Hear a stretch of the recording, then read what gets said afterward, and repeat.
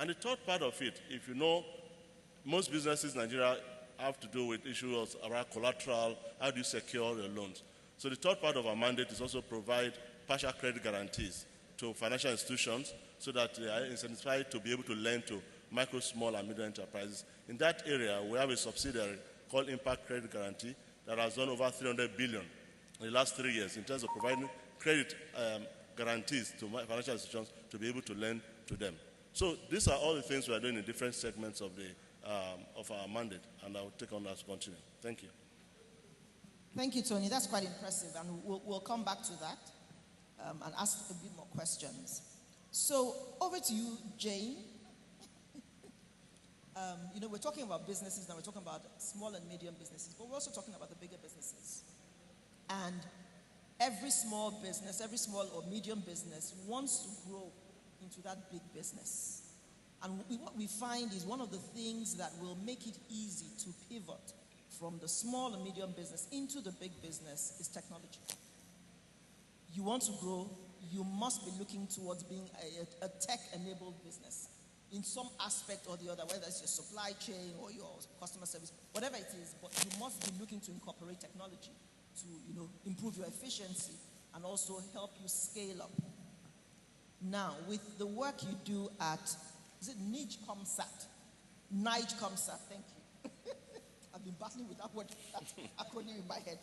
Okay, so with NIGCOMSAT, what you find is with the GSM technology, with the mobile telephony, we really leapfrogged in this part of the world, in Africa. And that was a good thing because we didn't have to go through a long transition process. It came and it drastically changed things. It changed the business landscape and all of that. One of my favorite images in my head is, I remember one picture that I saw somewhere of, there was a young girl who was carrying firewood from one of the villages, and she was on her mobile phone to show you, how much it has spread. But in spite of that, in spite of all the achievements, there are still places that connectivity is still a pipe dream for them. Now, what is NIGCOMSAT doing to bridge that digital divide in those places that cannot be accessed or are yet to access that digital technology? What is NIGCOMSAT doing in that area?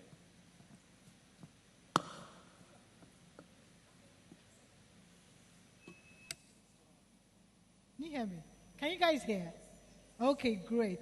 So let me frame your question because I'd like to answer it by framing it. I think it was Binta that said that entrepreneurs face 4 critical access problems: access to funding, access to infrastructure, access to knowledge or talent, then I can't remember the 4th one. So a good way is to go to access to infrastructure. That's where NIGCOMSAT sits. So we are an infrastructure provider. Of course, you have logistics, you have power. We are focused on communication, and we do communication via satellite. So in very simple terms, we enable people communicate, and we do that via satellite. So talking about how do we bridge that gap, it might be good to go back to the mandate. That's how you work for the government, once you say the mandate. So definitely, what have we been asked or tasked to do? And it's simple things. Because my agency sits under the Federal Ministry of Communication, Information, and Digital Economy. One of the things we really want to achieve in a country like Nigeria, even though it's big, we've seen the disruption brought by the telcos with the mobile communication, but the penetration is still 50%. So for a population of about 200 million, slightly about half. So our goal, ambitious goal, is to make sure we drive that penetration to about 70% by 2025. We're not doing it alone, because NIGCOMSAT does satellite. We also have Galaxy, another agency that does fiber. We want the coverage, we want to move the coverage today from where it sits to about 80% by 2027. We want underserved, and I say this because I think that really narrows it down to where our focus is. The underserved areas are still unpenetrated, and we want to change that. Very ambitious. We want to make sure by 2027 it moves from about 61% to 20%. But the trick for us is that private sector, no bias, is driven by commercial gains. I've been in the private sector. I was there for over 20 years. You cannot tell a terrestrial operator like MTN or Airtel to go and put their mast or base station in a village with 40 people. It doesn't make any business sense. It's agencies that, like us, that are tasked with bridging that digital divide. We go there and make sure that we provide that coverage. And a good example of what we do, to put it back on an example, is the Project 774. Who is head of Project 774? No one. That's not good. Okay, so Project 774 was launched in February this year by the ministry, and the goal is to provide connectivity in the 774 local governments in Nigeria. There's 774 of them. That's our goal. And as I speak today, we've done about 5 states. We've gone to Imo State. We've gone to Kogi State. You guys should be on Twitter because we are trying our best to communicate this. We've done Zamfara State. My team is currently in Sokoto State. So we're doing it not alone. So we're using satellite. We're also using fiber. That's Galaxy backbone. So these are some of the things we do. Those are the ways we are trying to bridge that divide and solve that problem of connectivity. Thank you, Jane. Just curious, though, when you say you've been to a number of states, to put it in context for us, how many local governments are in those states? That way we can compare with the 774 targets. That's how you know she has caught me. So the phase 1, because it's massive, this is a massive country. So the pilot, which is what we are doing, because we started in February, is to go to 5 local governments each in each of those states. That's what we are doing. So each of those states I mentioned, we've gone to 5. Phase 2, we expanded. It's a 3-year project. Thank you, Jane. Patrick, I will be back. I'm coming to you. But before we go on, Chantel, whilst we're on the subject of ambitious goals, metering, of course, with the new NEC rules, with the Band A issues and all of that, everybody's interested in what is going on in the power sector. And currently, you have a metering gap of about 8 million customers, according to NERC, right? Mind you, I said customers, not consumers, not users of electricity. Customers, so registered customers with the discos. You have about 8 million customers, that's the gap. And NERC wants to close that in 3 to 5 years. With the way the exchange rate is, in fact, I don't know whether it's rising or dropping or it's just playing all sorts of games these days. I can imagine that is a huge ambition for meter providers. And we know the myriad challenges that come with these things. I remember when the MAP thing came up, the meter asset providers, and these people had invested a lot of money bringing in meters. The meters got to the port, and then customs decides to hike the tariff. Of course, they had not factored that into the economics. So we're in trouble. And, that's one of the many issues that we have in terms of, somebody talked about policy and regulatory cohesion. You formulate a policy to promote something good in a particular sector. Another sector sees it as an opportunity to increase their revenue, forgetting that it is at cross purposes with what the other sector is trying to achieve. But anyway, let's come back now to Mojek Group, which I know is one of the foremost meter providers in Nigeria. How are you going to cope with these changes? How are you going to help Nigeria meet that target? What will you do to maintain, or what are you doing to maintain your leadership position in the industry in spite of all these challenges? Thank you very much. Good afternoon, everyone. Wow, this doesn't sound like an exciting audience. Good afternoon, everyone. I thought we just came back from a multi-day holiday. I would have thought we would have been more spirited. And usually women are more spirited. Thank you very much to Linda and to the organizers. It's a pleasure to be here today. And I always love sitting with women, particularly young African women, because I believe we are the future. And I just thought before I answer your question about power, the lady who spoke before, our our panel. I don't even think we've begun to, we're the tip of the iceberg at the moment. Africa is the future. We're in Nigeria, but I want you to think Africa, all right? Africa is not just the future, actually, it's now, all right? People talk about America, that's a gone economy. Europe, gone. Today, the world is talking about China, and we're talking about India. Those were the markets that everybody thought were emerging markets. If you guys remember, like 10, 20, 30 years ago, that was where all of the world's poverty was situated. And now they're the world's biggest economy.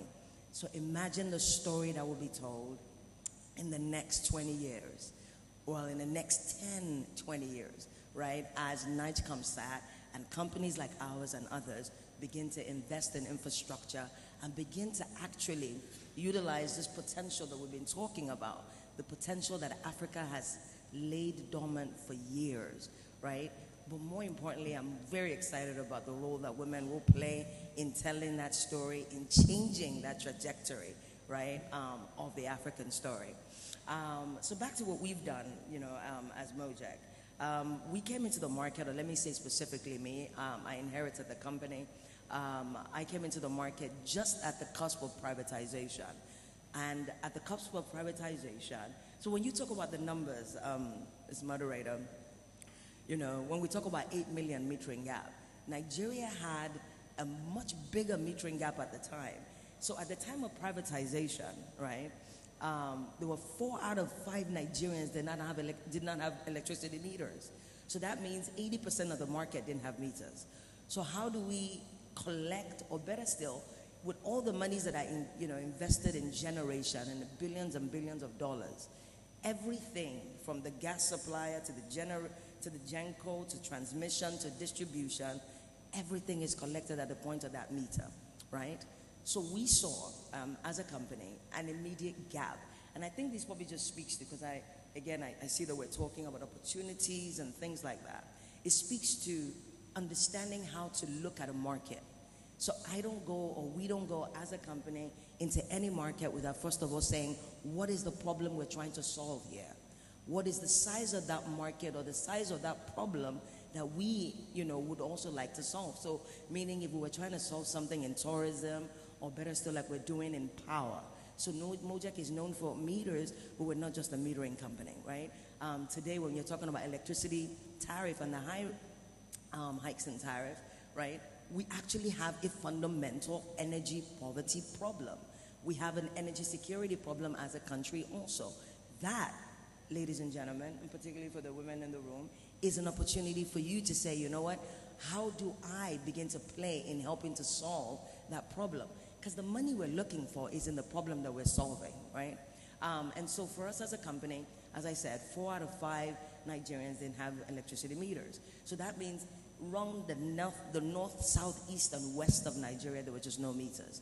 And today, let's say 10 years down the line, right, I think we have metered as a total, as a sector, 5 million customers, of which Mojek has done at least 60% of that volume today, right, with, again, local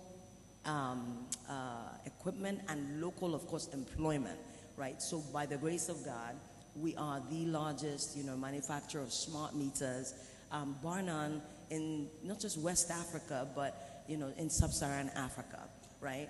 But that came from us saying, let us solve the Nigerian problem. Let us first of all look at addressing the Nigerian problem. And from addressing the Nigerian problem, we are now going into East Africa, other parts of West Africa, and of course Central Africa.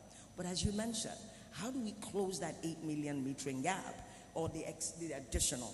So actually the real figure, right, it's really about 5-6 million.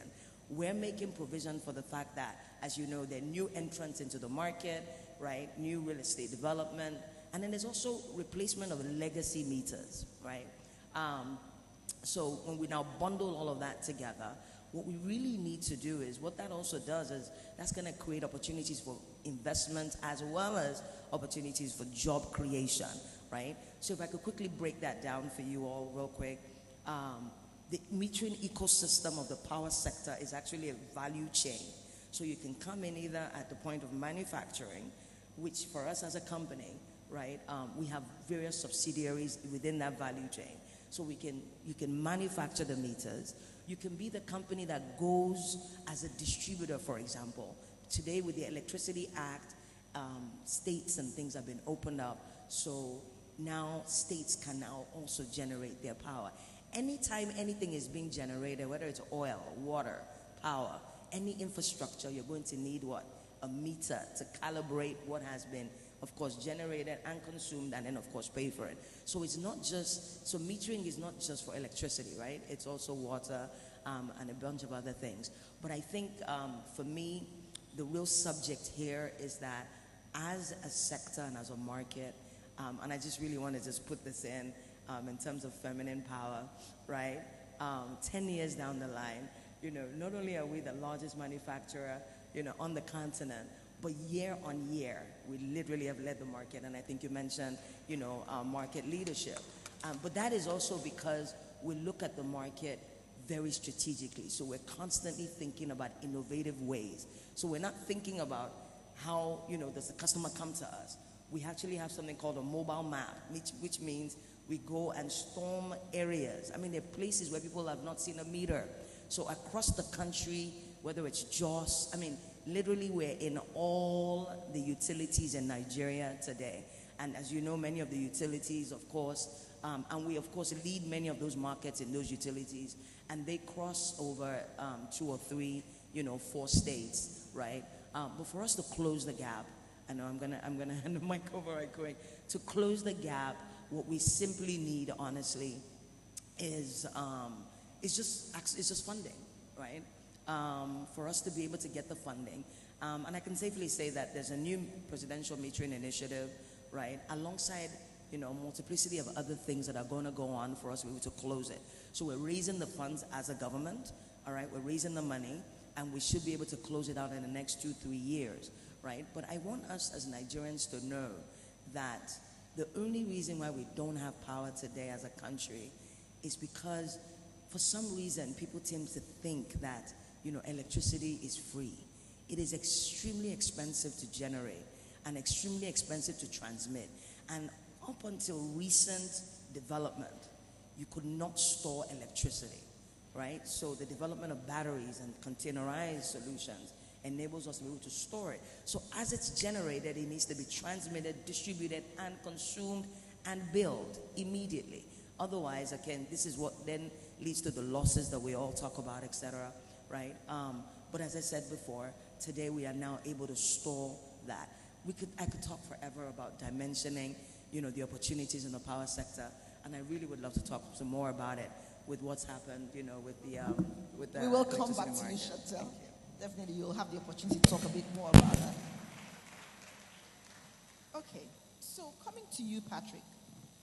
Dale Carnegie, you've been in existence for over a century, and I'm sure you have seen all sorts as an organization, working in different countries, over 85 countries, right?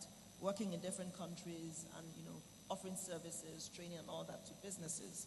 So what I'd like to know is what are some of the unique cultural and business challenges that you find that companies often face, especially with the Nigerian story, with the peculiarity of Nigeria? What has been your experience in that regard? Thank you. Thank you very much. Sorry, I lost my voice. I hope you can hear me. Okay, thank you. I see you done your homework on us. You're very correct. Dale Carnegie has been around for 115 years. We're in Nigeria. This is our 11th year.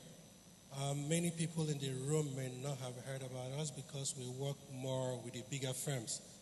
But at the same time, what affects the bigger firms affects small businesses as well. Talking about Nigeria, a good way I will put it is there's this psychologist, Hofstede, categorized countries, cultures in 6 different dimensions. But I will speak about culture in terms of the uniqueness of Nigeria. Nigeria is not alone. In that category, Nigeria is, India is there, China is there. And what makes these cultures unique and we need to listen to understand the implication for business. There's something in psychology we call the power distance between the leaders and the rest of us. In Nigeria and these other countries, it's as wide as West is from the East. What that means is that the rest of society would tend to defer to the leader.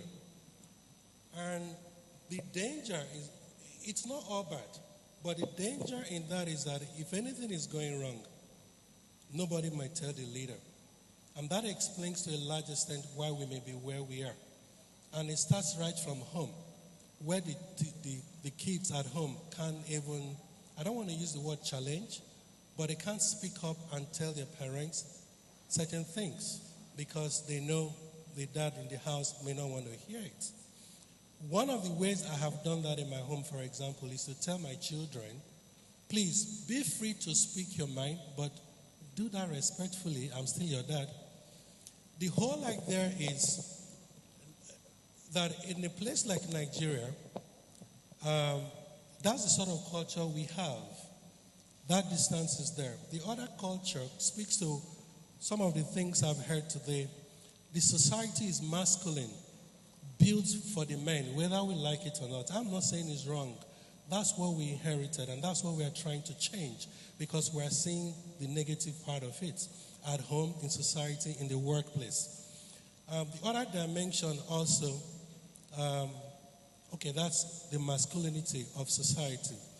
But the implication for business is this.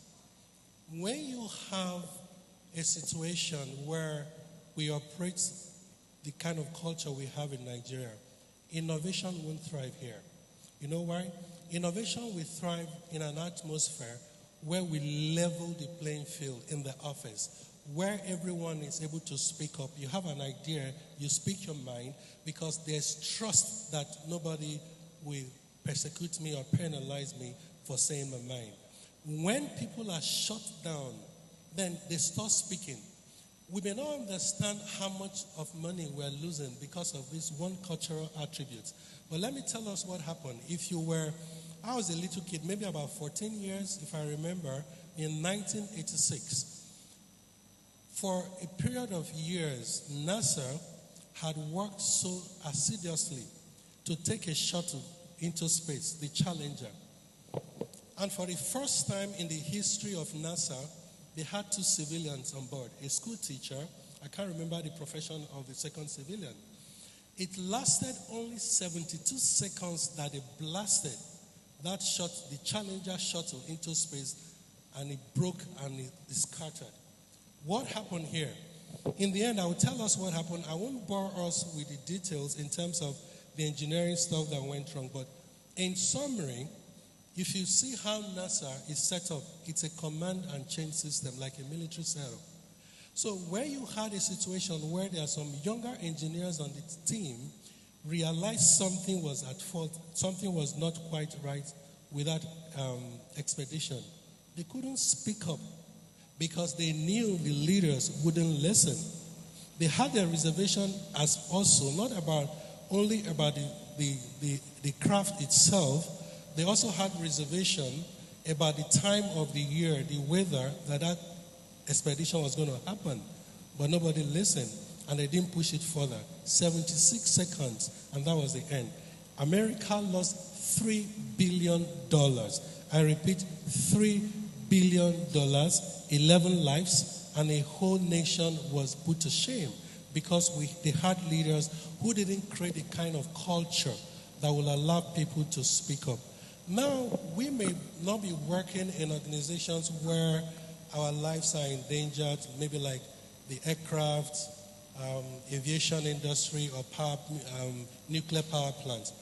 But there was also, not too long ago in Asia, because our culture is kind of similar in terms of power distance, where the chief pilot was absolutely taking the wrong course. But the co-pilot couldn't directly tell him he was doing something wrong. In Asia, their culture is, I don't want to use the word worse, but they are overly even more respectful than we are. So they wouldn't be able to say to their leader, "You're wrong." So instead of saying to the chief pilot, "You were doing the wrong thing," you know what he said? He said, "I think the weather has been very kind to us." He was trying to give him what in psychology we call hinting. He was trying to hint. And of course, they ended up crashing that aircraft. Hundreds of lives were lost. Again, that's aviation, that can happen. But back in the normal, everyday office, that can only tell how much money we are losing as corporations, as a nation, because we haven't allowed a kind of culture that is flattened, that allows everyone in the room to speak up. Someone said here, sorry, Binta, I don't speak Yoruba. What's that Yoruba term you use for speak up? Sorosoke, thank you. We need to have a culture where leaders are comfortable enough to let everyone in the room to speak up.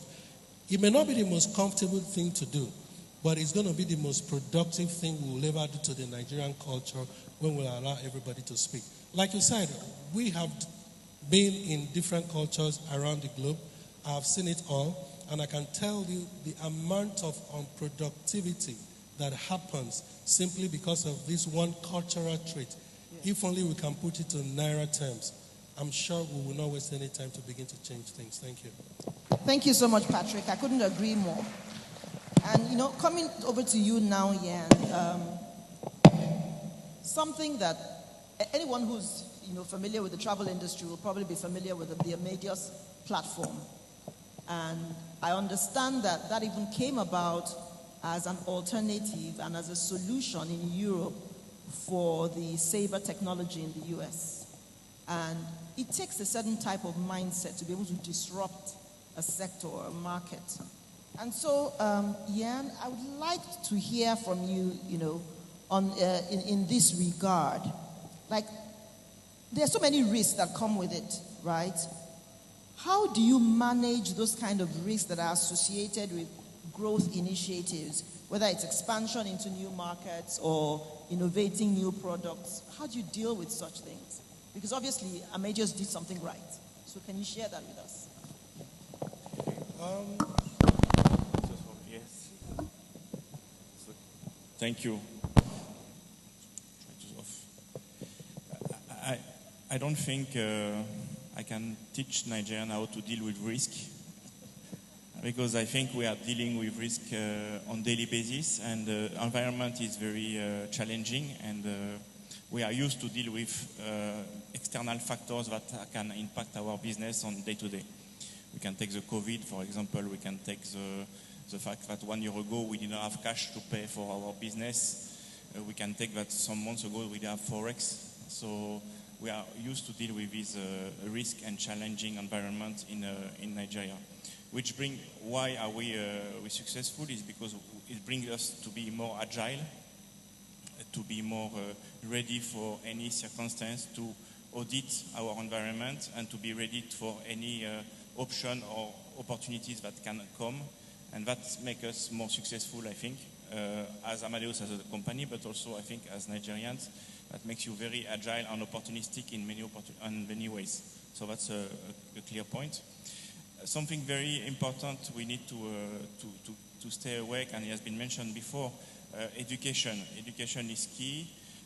Technology, it goes together, because we are in a world where everything is under technology, and it will get more and more on that. So clearly stay up to date into technology. It's a key to face this opportunistic environment. Education, I think I wanted to say thank you, because for this one day, I've been in Nigeria for 15 years, but this time I see a government who is open for discussion, open for challenging. So we are discussing with the Minister of Youth for opportunities of training, to have collaboration between the private sector and the federal government on how can we have all this workforce of Nigeria and our private sector, how can they work together to make it more adequate with the offer. Thank you. Thank you so much, Yan. Unfortunately, I think we've kind of run out of time. But we'd like to take a few questions from the audience. So, if there's anyone in the audience who has a question for any of our panel members, please, Rotus, kindly help us.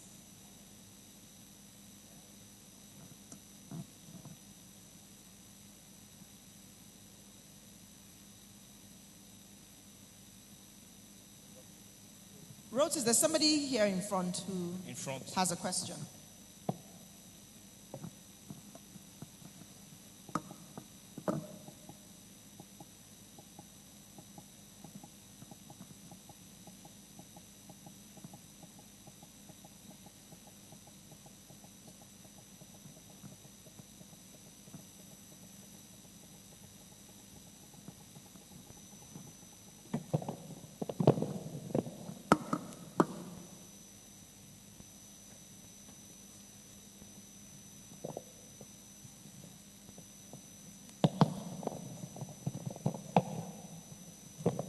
All right, thank you. My name is Ore. I'm a hospitality consultant. So I wanted to ask you, sir, a question. Your business has been, yes, please. Your business has been in industry for, 115 years, you said, right? And usually when you look in Africa, businesses usually die in the first generation, maybe because maybe the children don't want to take over, or whatever it is. There's no succession plan. I just want to know I wouldn't call it metrics, but what has made you guys last for that long? And it's a very simple question. I'm sure a simple answer. Thank you.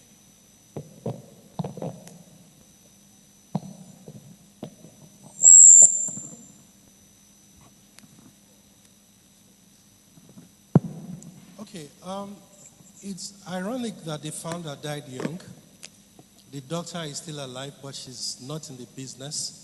So one key factor is that the family has allowed people who have the competence to run the business, and they make returns to the family. It's as simple as that. Number two is to understand that when the company decided to go on a worldwide expansion, one key factor, which may not apply to everyone here, is that they decided that the business in each country will be run by a local. So they wouldn't bring a foreigner to Nigeria to run a Dale Carnegie business. It will never happen. You go to India and India runs the business. You go to America, it's the same thing. You go to Egypt, South Africa, Mauritius, locals will run the business because they realize that while the business is global, you've got to understand the local intricacies for that to happen. That's one. And then the third factor also is that a lot of everything is automated. When you recognize the fact that the different time zones across the world, headquartered in New York, you don't want to do business in the morning and the Americans are still sleeping. I'm able to go on my system and get things done because everything is automated. And we are so empowered. The real definition of empowerment, I absolutely need to make no recourse to anyone to make decisions that pertain to Nigeria here. Absolutely. Thank you.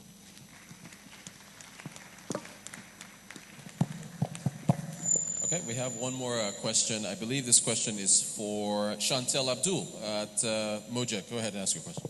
All right. Hello, everyone.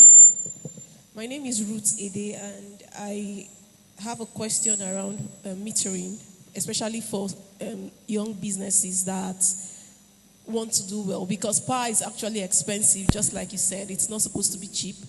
But there are other alternatives that are coming up, green alternatives basically, that we expect to be cheaper so that people can have more access to goods and services at a rate we can afford within the country. So I want to know if your business is promoting such kinds of alternatives, or if you have any measures you put in place to ensure that young businesses do not go out of business because of the cost of power within the country. Thank you.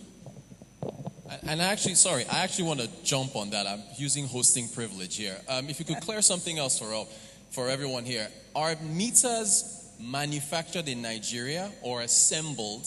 And are you importing the parts to assemble them? If you could just clear that up. Thank you so much. That's all we have for our questions.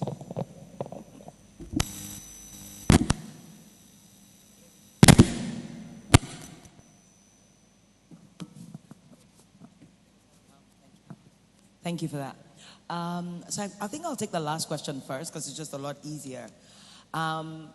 Please, let's make sure there's no more misnomer about this subject, right? Meters are both manufactured and assembled.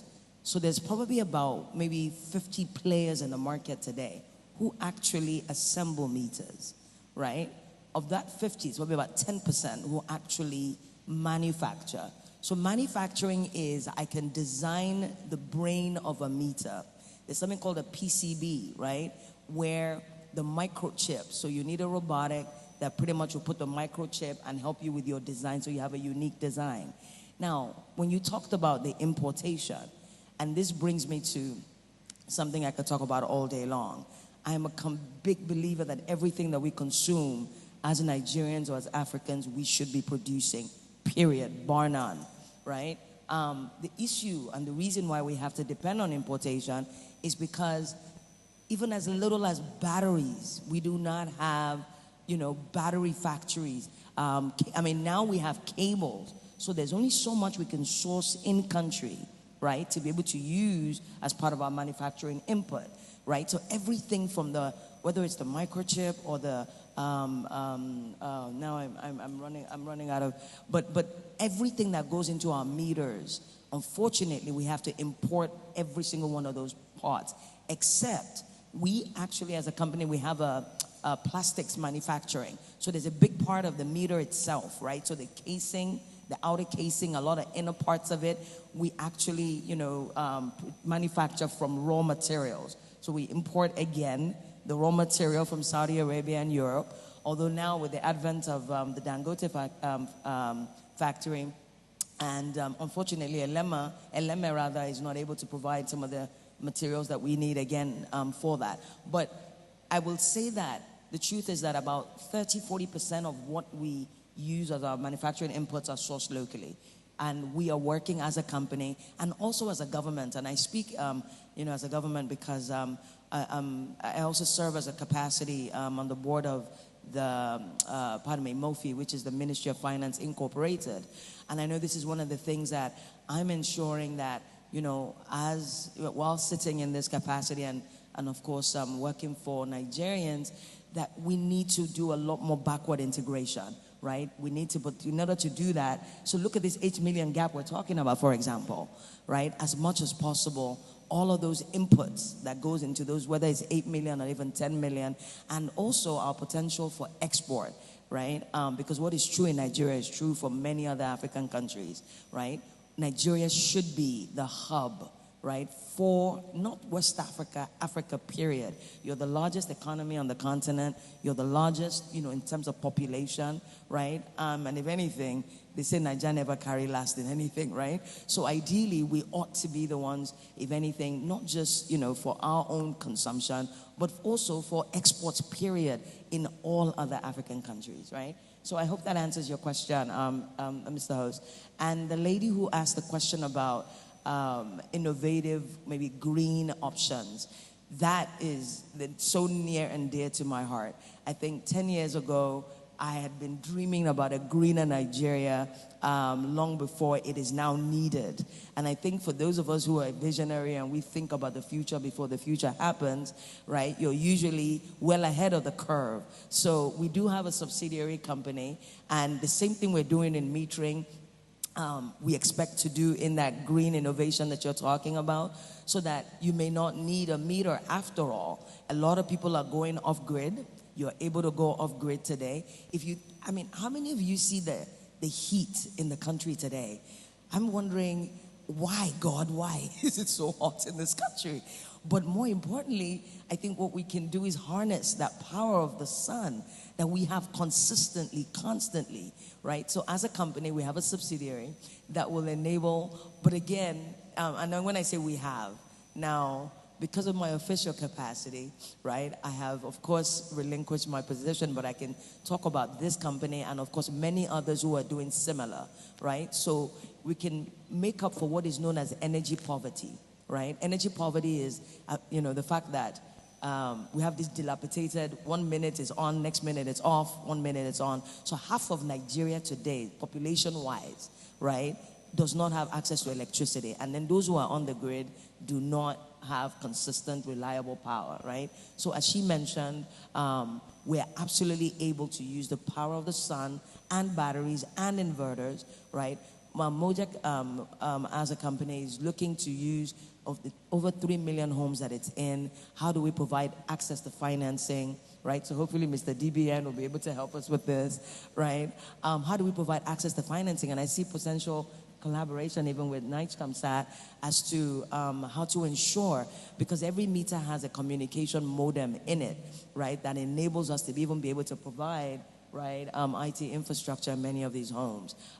So to say this, the government is also providing for us to have cheap cost of meters, and so that we don't have to finance, so that end users don't have to pay for the meters. Many are paying for meters today, but very soon you're going to be getting free meters around the, across the country, because ideally it belongs to the utility.